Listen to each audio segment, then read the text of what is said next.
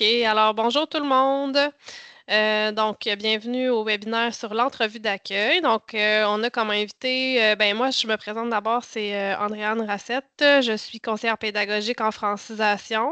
Je suis accompagnée d'Amélie Doré, qui est aussi conseillère pédagogique en francisation et en anglais. Et avec nous, qui va animer la rencontre ce midi, on a Hector.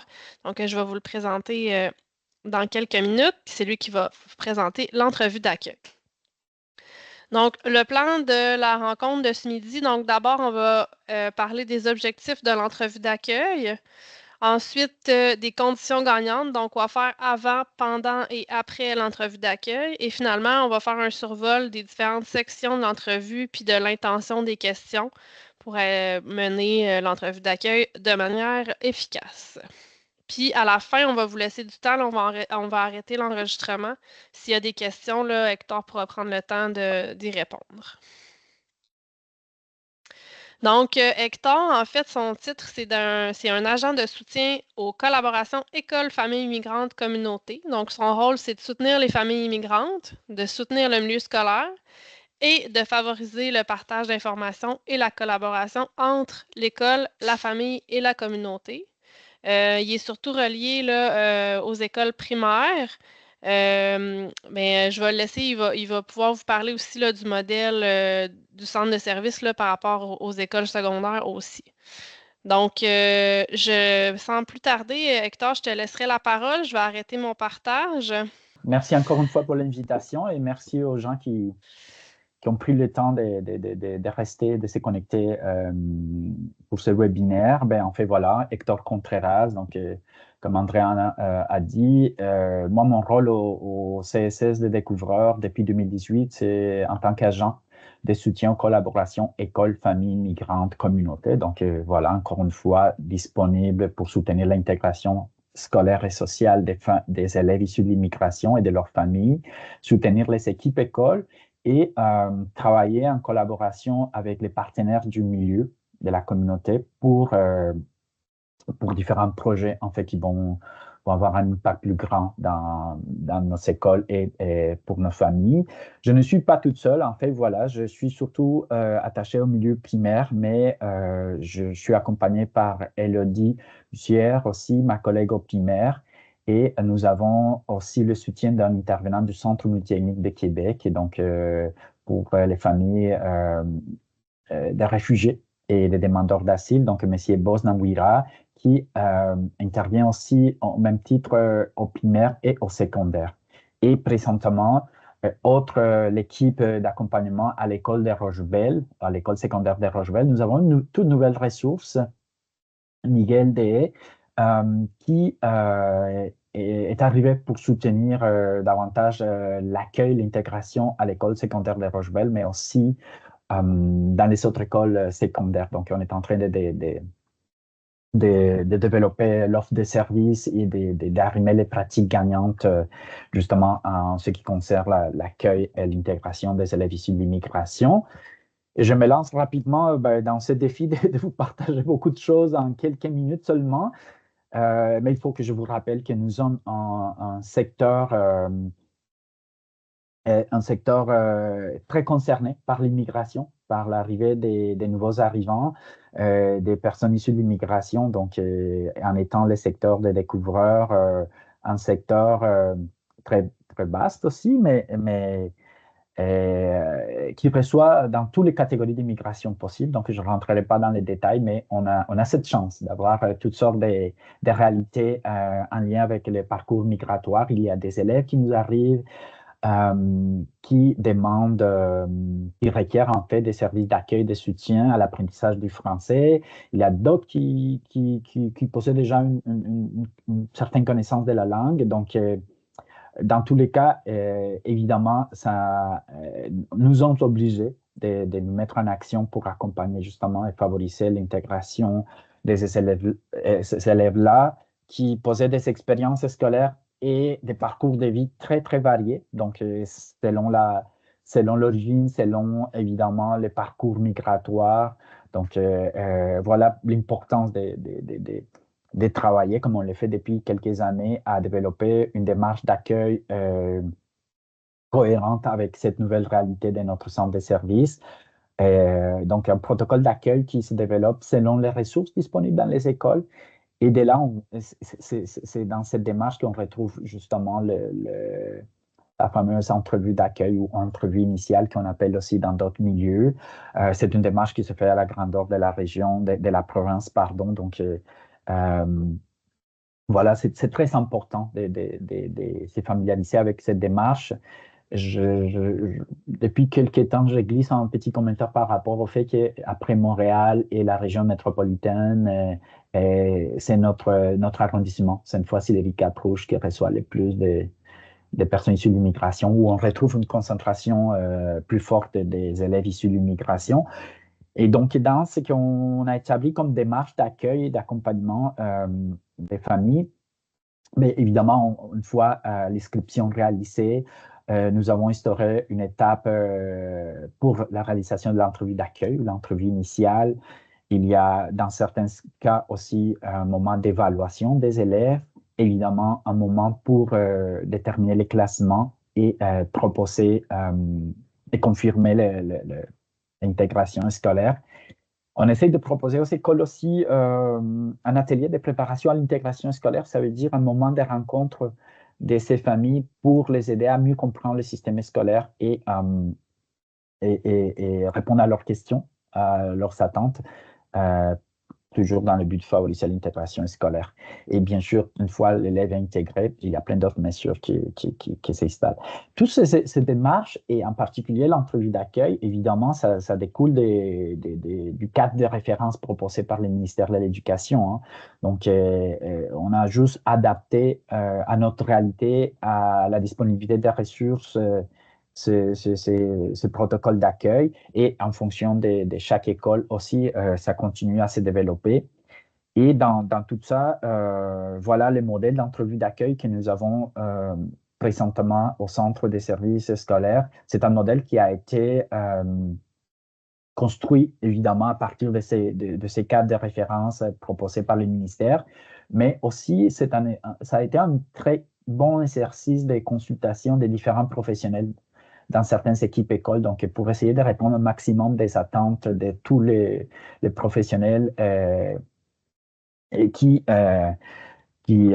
sont concernés par justement le suivi des élèves, donc de l'accueil au suivi. Donc, il y a plusieurs intervenants à l'époque qui ont été contactés pour avoir un regard sur ces documents que nous avons mis dans 4 pages. Juste pour vous donner un exemple, on voulait vraiment cibler un document dans un minimum de pages possible pour faciliter l'accès, la lecture. Et juste pour vous donner un exemple, le document proposé par le ministère, c'est au moins 6 pages. Et nous, on essaye d'avoir ça dans 4 pages, donc 2 pages recto verso, pour justement que ce soit plus pratique. On a regroupé certaines questions, on a offert des choix de réponses pour que ce soit plus facile à compléter. Bref, ça ressemble à ça notre entrevue d'accueil au Centre des services scolaires des découvreurs. Évidemment, vous pouvez penser l'entrevue d'accueil, c'est une action, c'est une première intention en fait pour recueillir les informations, les renseignements qui vont nous permettre de tracer un premier profil de l'élève et sa famille, parce qu'il y a cette petite nuance à faire. On s'intéresse à l'élève et à son système familial aussi, afin de favoriser son intégration et sa réussite scolaire et éducative. Donc, voilà, l'objectif principal, c'est ça, c'est de recueillir les informations pertinentes, parce qu'on sait bien tous ces aspects liés au parcours scolaire, au parcours de vie, ont des répercussions importantes, ont des impacts sur les apprentissages, sur la façon de s'intégrer. Et ce n'est pas juste l'aspect scolaire, je veux dire, ce n'est pas que les compétences langagières ou en lien avec les mathématiques qui vont euh, constituer le cadre, le profil de l'élève. Donc, on s'intéresse à plein d'aspects. On va revenir pour ceux qui sont moins habitués avec l'entrevue d'accueil. Mais je souligne tout de suite quelque chose de très important, c'est que c'est un moment privilégié entre l'intervenant scolaire, entre la personne qui réalise l'entrevue d'accueil, les parents et l'élève aussi, qui est présent la plupart du temps, pour commencer une relation de confiance et de collaboration. Souvent, ça va être euh, la première expérience directe avec l'école, autre l'inscription avec la secrétaire, ça va être un moment pour un vrai échange. Donc, c'est un moment vraiment important pour commencer à construire une bonne relation avec la famille et bien sûr un lien de confiance qui aura des impacts un peu plus tard aux besoins, donc pour euh, sentir justement qu'on est bien accueilli et qu'on s'intéresse à l'intégration de l'élève.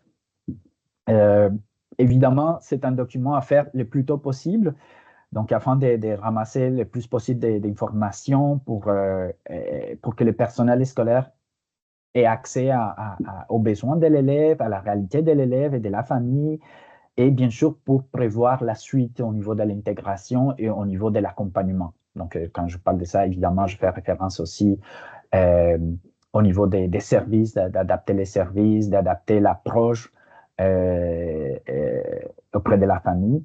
Donc, voilà. L'entrevue initiale aussi, c'est évidemment, ça concerne un élève nouvellement arrivé, donc un élève issu de l'immigration qui va vivre pour la première fois l'expérience de l'école québécoise.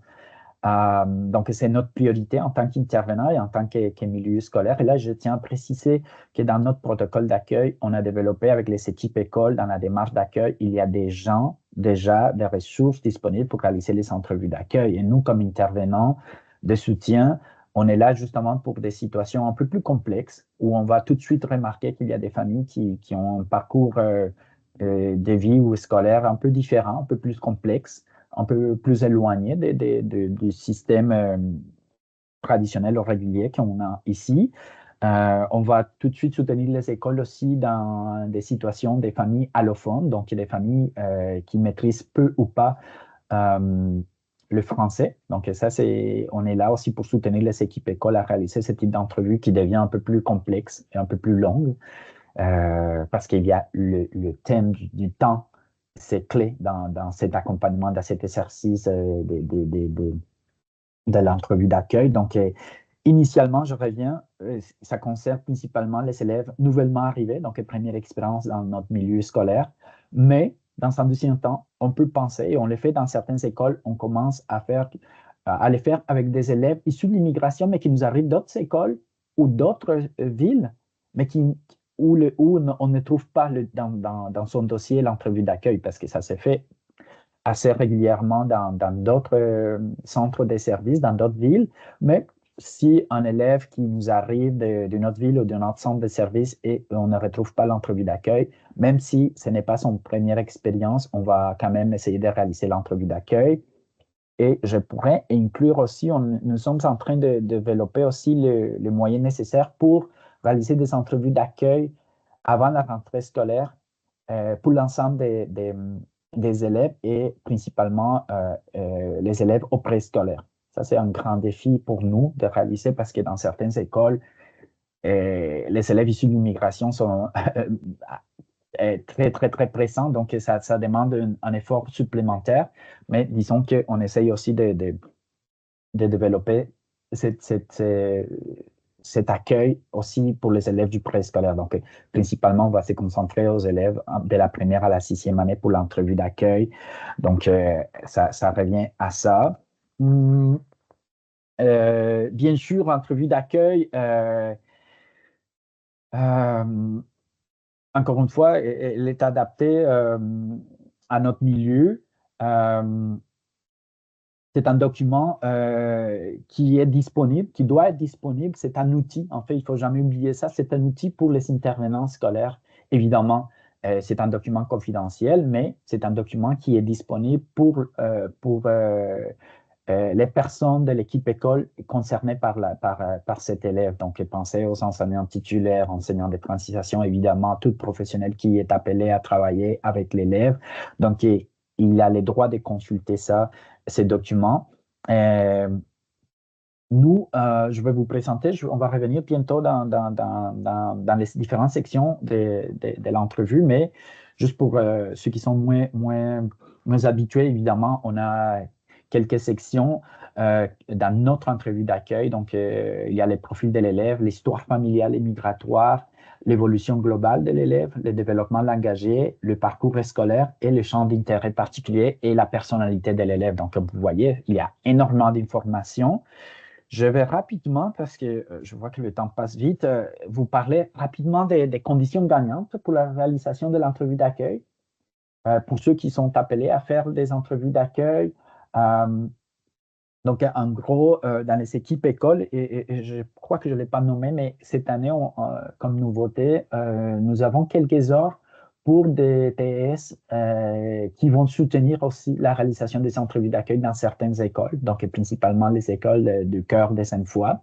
Donc, il y a des écoles qui reçoivent régulièrement des élèves issus de l'immigration. Donc, à partir de cette année, il y a une nouvelle mesure euh, qui favorise justement la participation, l'implication de certains TES euh, pour la réalisation des entrevues d'accueil. Donc, en gros, c'est quoi la préparation? Évidemment, prendre connaissance du questionnaire, donc être conscient des sections et des questions, parce que quand on pose des questions et que les parents répondent aux questions, pardon, c'est possible d'obtenir des réponses à des questions qui sont un peu plus loin. Donc, évidemment, c'est d'être très attentif et de les noter. Prendre connaissance du dossier de l'élève, déjà, dans ce qu'on a avant l'entrevue d'accueil, on a déjà beaucoup d'informations, par exemple, par rapport au statut de la famille, des parents, en fait. Certains autres documents qui vont évidemment nous aider à rapidement comprendre la situation de la famille. Il ne faut pas oublier de considérer l'option de faire appel à un interprète. Donc, déjà, il faut clarifier cette partie. Est-ce qu'on a besoin d'un interprète ou pas? Toujours garder en tête l'intention de l'entrevue d'accueil. Ça veut dire, ça se veut vraiment un moment pour construire un bon lien de confiance avec les parents, avec l'élève. Donc, ce n'est pas juste d'aller ramasser beaucoup d'informations pour mettre une étiquette sur l'élève. C'est pas du tout ça. C'est au contraire, c'est d'être là pour écouter les parents, pour commencer à répondre à certaines questions, à certains questionnements de la part des parents et comprendre la dynamique de la famille qui nous arrive. Bien sûr, il va falloir contacter les parents, prendre rendez-vous. Et je nomme ce point qui est assez logique, mais c'est important de se présenter, présenter son rôle en tant qu'intervenant internat scolaire et présenter aussi l'objectif de la rencontre. Donc, quand les parents sachent que, en fait, comprennent que ça fait partie de la démarche et que pour nous, c'est important de bien connaître la famille pour favoriser davantage l'intégration. Donc, ça change rapidement, ils vont se montrer beaucoup plus disponibles et accessibles pour cette étape dans la démarche d'intégration. Donc, de très bien expliquer la démarche aux parents et bien sûr expliquer que c'est un document confidentiel qui va être, euh, qui va être consulté exclusivement par les personnes concernées par l'élève. Donc, avant l'entrevue aussi, bien sûr, s'assurer qu'on a un espace confortable et privé pour accueillir la famille. Ça, c'est très important parce que ça peut être des moments très émotifs, ça peut être des moments très intimes aussi. Donc, qu'on pense à ça, au lieu physique. Encore une fois, si finalement, ça nous prend un interprète, donc expliquer clairement quel est l'objectif de la rencontre à cet interprète, clarifier son rôle aussi et faire appel aux qualités personnelles et au niveau de la bienveillance, de l'accueil, du respect, de l'empathie envers la famille qu'on a devant. Il ne faut pas oublier que c'est un moment très fragile pour beaucoup de familles. C'est les premières personnes qu'on va rencontrer quand on parle des sociétés d'accueil. Donc, on a quand même une bonne responsabilité au niveau de ce qu'on est capable de transmettre à la famille et évidemment la qualité de l'accueil. Il y a beaucoup de familles qui vivent beaucoup de changements, donc des deuils importants qu'ils sont en train de faire, des grands changements, évidemment. Donc, ça peut être un moment assez émotif pour certaines personnes. Donc, c'est important de mettre à contribution tout son savoir-faire et savoir-être pour que ça se passe bien. Évidemment, pendant l'entrevue, ne pas oublier de saluer les participants, de souhaiter la bienvenue, de présenter tout le monde, réexpliquer le rôle des personnes présentes dans l'entrevue. J'explique ça parce que c'est possible que ce soit juste la personne ressource de l'école, par exemple l'orthopédagogue, l'enseignant de francisation, ou la TES de l'école, mais c'est possible que cette personne soit accompagnée par nous, les intervenants, ou au contraire, par la direction ou toute autre personne, ben, l'interprète. Donc, c'est très important de présenter les différentes personnes et expliquer leur rôle. Toujours s'adresser directement aux parents et à l'élève aussi, s'il le faut, selon l'âge de l'enfant, évidemment, selon la nature des questions. Il y a des questions qui concernent où on peut avoir la réponse des parents, mais aussi la réponse des élèves. Pour les plus vieux, en milieu secondaire, ça concerne beaucoup directement les élèves, les jeunes. Donc, ne pas hésiter à s'adresser directement à ces personnes-là. Hum, euh, toujours, au fur et à mesure qu'on pose des questions, de rappeler aux parents, rappeler à la famille, en fait, l'intention des questions. L'intention, pourquoi on pose ce type de questions. Donc, rappeler, par exemple, que c'est pour faciliter l'intégration, pour faciliter la dynamique à l'intérieur de la classe, pour commencer à prévoir les services nécessaires pour l'intégration, par exemple au niveau linguistique, ou identifier les ressources aussi. Moi, j'ai l'habitude de faire ces liens avec l'équipe école, les différents professionnels qui travaillent dans une école, parce que on le sait bien, dans beaucoup de pays, dans beaucoup de systèmes scolaires, ce type de services n'existent pas ou sont vraiment pas très connus ou sont connus sur une autre forme. Donc c'est toujours important de donner un sens aux questions pour que ce soit facile pour les parents de comprendre le but. Euh, Aussi, je m'assure de rappeler presque à chaque section de la confidentialité des renseignements recueillis. Donc, et par le fait même, j'invite souvent les parents, je rappelle aux parents, ne soyez pas craintifs, partagez l'information que vous pensez qu'elle est prioritaire pour l'école. OK? Parce que je veux pas, l'idée, c'est pas non plus d'ouvrir grande la porte et commencer à se ramasser avec plein d'informations pour pas savoir quoi faire après ou l'idée, c'est pas non plus de rentrer dans tous les détails de la situation de la famille ou de l'élève. Donc, vraiment, les inviter à faire attention, à avoir un peu de jugement et aussi leur rappeler qu'ils ne sont pas obligés de répondre à toutes les questions, qu'il faut être vraiment à l'aise. On pourrait, dans un dossier un temps, aller chercher d'autres informations si on les juge nécessaires. Euh, donc, ça m'amène à rappeler à l'équipe école qu'il faut faire attention à ne pas être très intrusive, donc, parce que ça fragilise beaucoup les liens de confiance.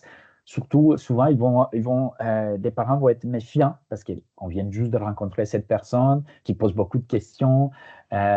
Parfois, ils pensent que ça a un impact sur leur dossier d'immigration ou sur les agents d'immigration. Donc, il faut pas hésiter à les rassurer à ce niveau-là que toutes ces informations concernent exclusivement l'école et rien de plus, mais d'être attentif à ne pas être intrusif dans la façon de questionner les parents, de ne pas poser de jugements, évidemment.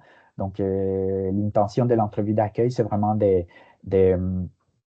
connaître la famille, de comprendre mieux la réalité, les différents aspects culturels aussi de l'élève, mais pas de poser des jugements ou de commencer à partir de nos propres références culturelles pour poser des conclusions, en fait.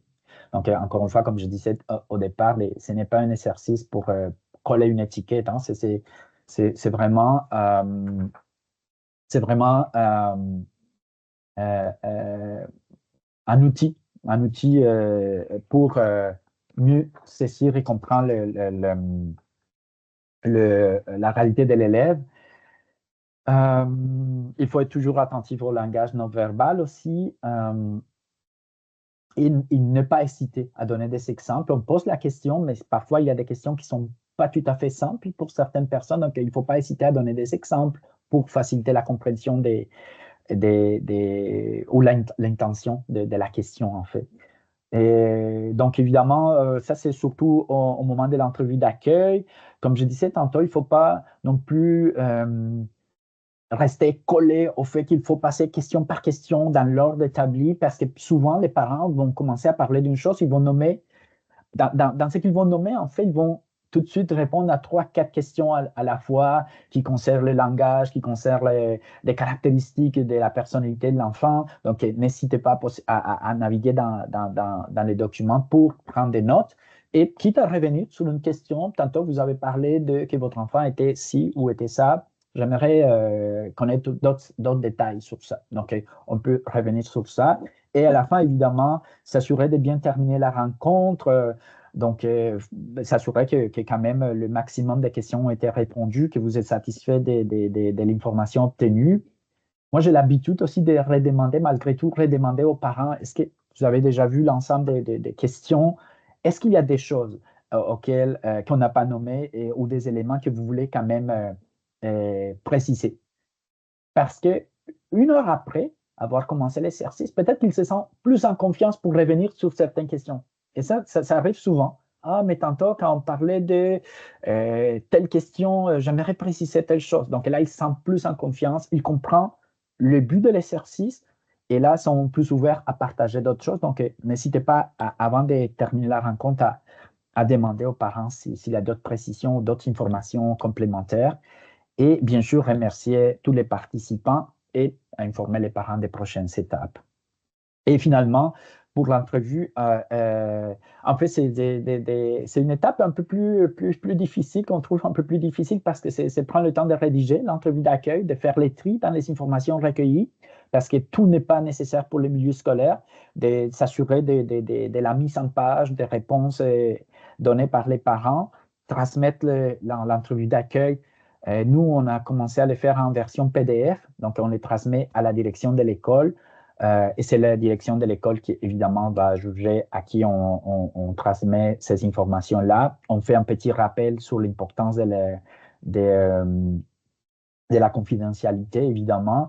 Et on fait un petit rappel aussi par rapport au fait qu'une copie doit se retrouver sur le dossier d'aide particulière de l'élève. Donc, en gros, c'est ça. Et rapidement, pour les quelques minutes qui me restent, je vais vous partager. Donc, on va vraiment, je sais que la plupart, vous êtes quand même habitués avec notre modèle, mais voilà, ça ressemble à ça. J'imagine que vous voyez bien mon écran avec donc l'entrevue initiale à l'intention des milieux qui accueillent des élèves issus de l'immigration. Donc, je vais vous montrer rapidement les sections parce qu'elle est divisée par section, profil de l'élève, l'histoire familiale et migratoire. Donc, on a fait un petit tableau pour rapidement placer les différents membres de la famille. Il y a l'évolution globale de l'élève, ça concerne beaucoup, évidemment, l'évolution globale et le développement langagier, ça concerne beaucoup les différents professionnels de l'équipe école.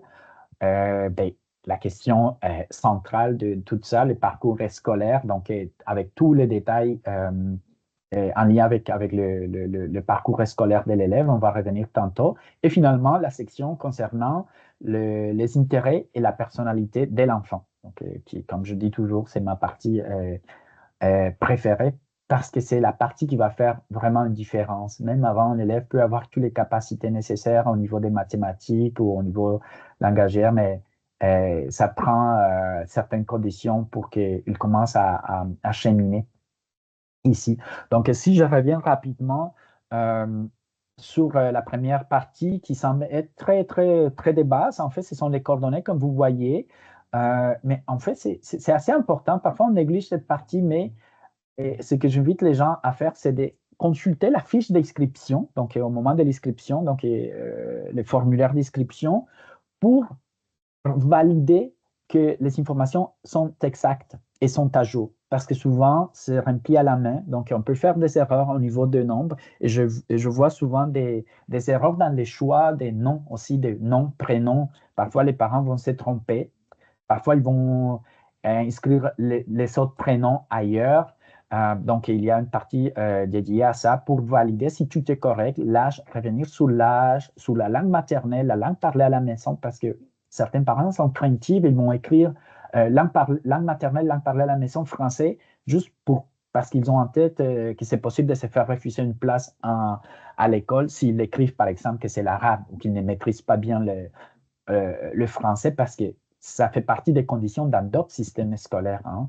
Il y a des écoles, un peu comme dans nos écoles privées, qui ont un regard sur la réalité de l'élève. S'ils jugent que c'est pas tout à fait, ça correspond pas à ce qu'on cherche comme école, ils peuvent refuser l'inscription d'un élève dans d'autres pays. Donc, voilà, parfois les parents sont craintifs à ce niveau-là. Donc, c'est de valider ça, de s'assurer que les coordonnées des parents sont à jour, en commençant par l'adresse, parce qu'il y a des parents qui, au moment de l'inscription, vont noter une adresse temporaire et parfois ça change même des secteurs de la ville. Donc, on peut facilement rencontrer une famille pour faire l'entrevue d'accueil et réaliser qu'en fait, la famille vient de déménager dans un autre secteur de la ville. Donc, c'est très important de commencer par là, sensibiliser les parents à l'importance de garder à jour les coordonnées, si possible, 2 numéros de téléphone et les 2 adresses électroniques. Donc, on commence à placer des interventions à ce niveau-là par rapport aux attentes des écoles. Donc, on peut facilement dire aux parents, l'école communique souvent,